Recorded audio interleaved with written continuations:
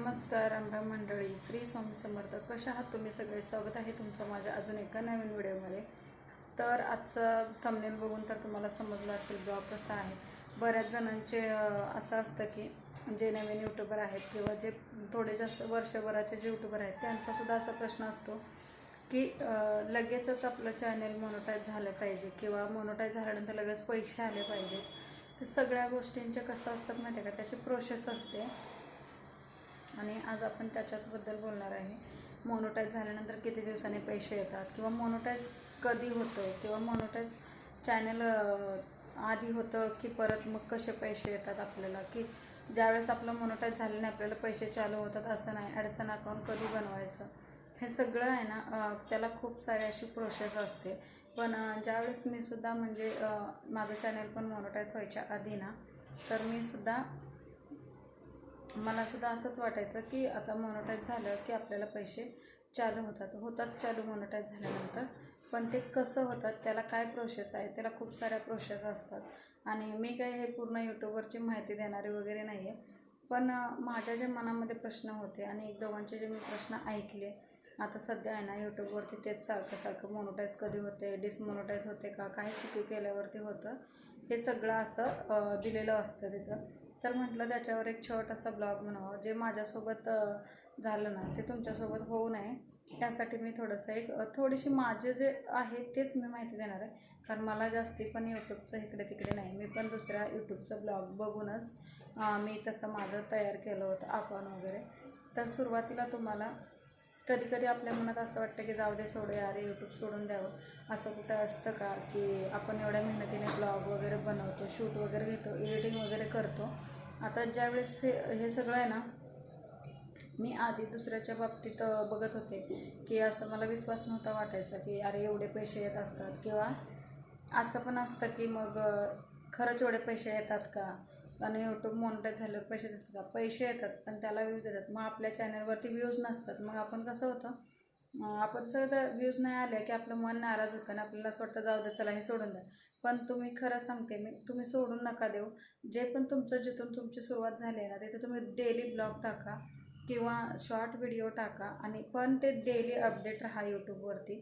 माझं इंस्टाग्रामवरती कसं ॲड्स वगैरे असतात, मग ते पैसे वगैरे देतात आपल्या प्रमोशन वगैरेचे, पण आपल्याकडे फॉलोअर्स कमी असतात आणि आपल्याला काही त्याचे पैसे भेटत नाही. फक्त आपल्याला इंस्टाग्राम हे फक्त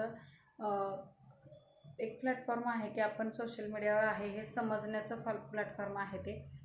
इंस्टाग्राम हे असं नाही, देतात पैसे इंस्टाग्रामला पण भेटतात, पण जे मोठे मोठे क्रिएटर आहेत, जे मोठे मोठे आहेत त्यांना प्रमोशनचे वगैरे पैसे भेटतात. मग आपण तसं नाही, आपल्याला कसं असतं यूट्यूबच्या एक व्ह्यूजचे आपल्याला पैसे भेटतात. एक व्ह्यूजचे म्हणजे तुमच्या कितीही व्ह्यूज असू द्या, 10-20 असू द्या किंवा 1000 असू द्या किंवा लाखोंमध्ये असू द्या, एक व्ह्यूजचे आपल्याला पैसे भेटतात. आणि ते कसे भेटतात आणि कधी भेटतात, तर सर्वात पहिलं तर असं आहे की आपलं चॅनल मोनोटाईज पाहिजे. त्याला जर आपलं चॅनल मोनोटाईज झालं ना तर ते ॲड चालू होतं, त्या ॲडचे पैसे भेटत असतात, आपल्या व्हिडिओचे पैसे भेटत नाही. ज्या व्हिडिओ तुमचा लॉंग व्हिडिओ जितका असेल ना तितकंच तुम्हाला त्याच्यावरती भेटत असतात, की ॲड्स जेवढं जास्त चालतील ना तितकं तुम्हाला येतं. आणि व्ह्यूज किती आले त्याच्यावरती तुम्हाला डिपेंड आहे पैसे भेटण्याचं. तर आता तुम्हाला डॉलरचं आणि हे तर ते माहितीच असेल. तर त्याच्यात सर्वात आधी आहे ना आपल्याला काय करावं लागतं की आपलं चॅनल मोनोटाईज करावं लागतं. 1000 सबस्क्रायबर झाल्यानंतर आणि 4000 तासाचा वॉच टाईम झाल्यानंतर आपलं चॅनल मोनोटाईज होतं. मग ते 1 वर्षाच्या आत असतं.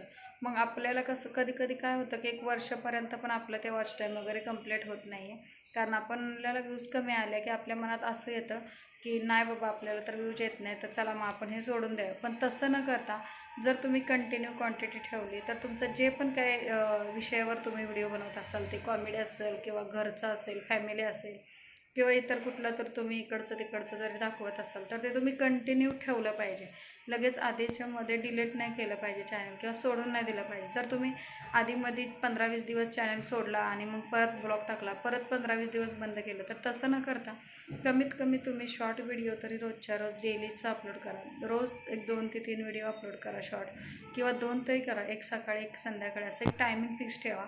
आणि टायमिंग फिक्स ठेवल्याने काय होतं की आपलं नोटिफिकेशन त्याच वेळेला जातं. सकाळीच तुम्ही 7 ते 9 या वेळेमध्ये ठेवू शकता. परत दुपारी तुम्ही 4 ते 5 या वेळेमध्ये 5 वाजता कसं लोकांमध्ये कामावरून घरी येताना वगैरे मोबाईल बघतात आणि दुपारीसुद्धा तुम्ही 12 ते 1च्या दरम्यान तुम्ही टाकू शकता, म्हणजे लंच टाईम वगैरे असतो ऑफिस वगैरे.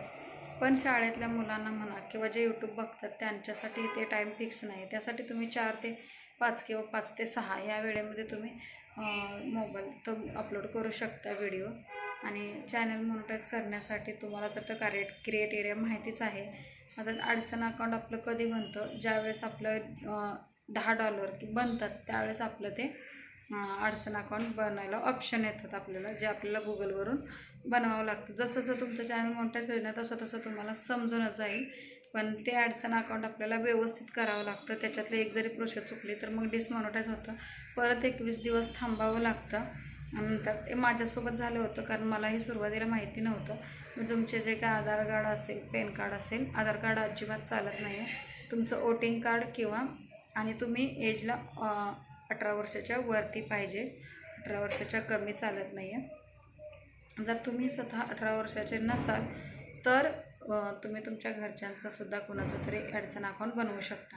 पण त्याला एक ईमेल ID आणि एकच मोबाईल नंबर ॲड करा. एका अडचण अकाउंटसाठी दुसरा मोबाईल नंबर किंवा डबलवाला जो मोबाईल नंबर असतो तो मोबाईल नंबर दिला तर ते परत डिसमॉनिटाईज होतं, परत 21 दिवस वाट बघावी लागते. त्याला खूप साऱ्या अशा प्रोसेस असतात. मग ते तसं जे माझ्या बाबतीत तसंच झालं होतं. पण तुम्ही ती चूक करू नका. आणि मला सांगायचं तात्पर्य एवढंच होतं की लगेच मला 1-2 जण असे म्हटले की तू 2 वर्ष झालं यूट्यूबवरती आहे, तुझं अजून पेमेंट नाही चालू झालं, हे झालं. पण त्यासाठी आहे ना, मी पेमेंट चालू होण्यासाठी आपण काय करतो, त्याला काही गुंतवणूक करत नाही आहे किंवा काही असं हे नाही. आपल्याला फक्त अकाउंट खोलतो आणि आपण जे काय असेल ते व्हिडिओ टाकतो. मेहनत आहे, मेहनत व्हिडिओ बनवायचे असतात, एडिटिंग करायचे असतात, असे व्हिडिओ बनवायचे असतात. लोकांना असं वाटतं की ह्यांना काही मोबाईल घेतला, कॅमेरा चालू केला आणि व्हिडिओ शूट केला. तसं नाही, भरपूर सारी मेहनत असते. आणि एडिटिंग ज्यांना जमते ना त्यांनी खरंच खूप छान त्यांचे व्हिडिओ असतात.